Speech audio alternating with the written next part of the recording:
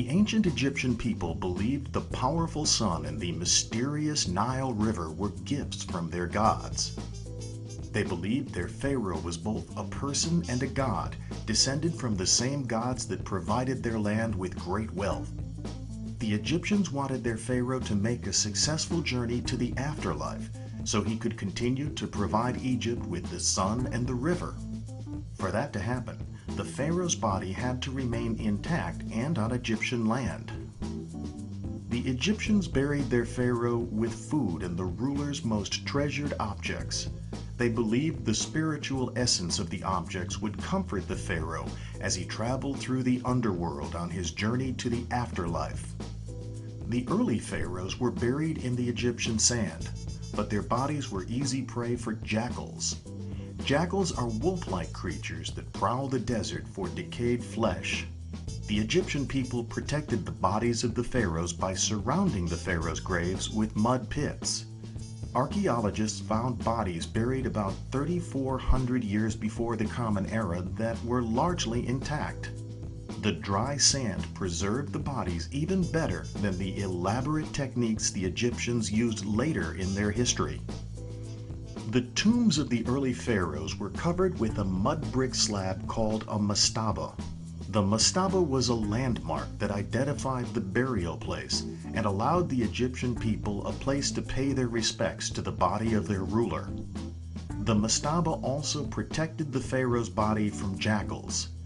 Imhotep was a brilliant architect who built an elaborate monument for his pharaoh, Zoshir, more than 26 centuries before the Common Era.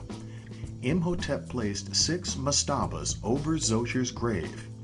Each mastaba was smaller than the one below it. Imhotep then covered the mastabas with polished white limestone. The result was the Step Pyramid of Zoshir, a structure that rose 203 feet into the sky.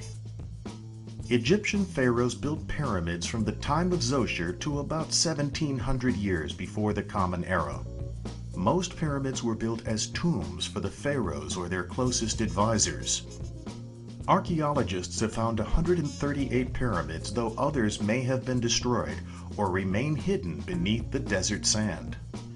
The Great Pyramid at Giza is the largest of the Egyptian pyramids, standing almost 500 feet tall, covering an area larger than 90 football fields and containing more than 2 million stones. The largest of the stones weigh 160,000 pounds and had to be transported more than 500 miles to Giza. Historians estimate that it took 100,000 workers more than 20 years to build the Great Pyramid. The ancient Egyptians did not have large animals to help them carry the massive stones, and at the time of the construction of the Great Pyramid, the Egyptians had not yet discovered iron tools. The huge blocks were cut from a quarry using copper chisels and dragged across the desert in great sleds. The weight of the stones would have stranded wheeled vehicles in the sand. The workers were probably Egyptian farmers who were idle during the season when their farmland was flooded by the Nile River. The Greek writer Herodotus described the pyramids as one of the wonders of the ancient world. Centuries after the end of the era of the pharaohs, the pyramids remain a symbol of the achievements of ancient Egypt.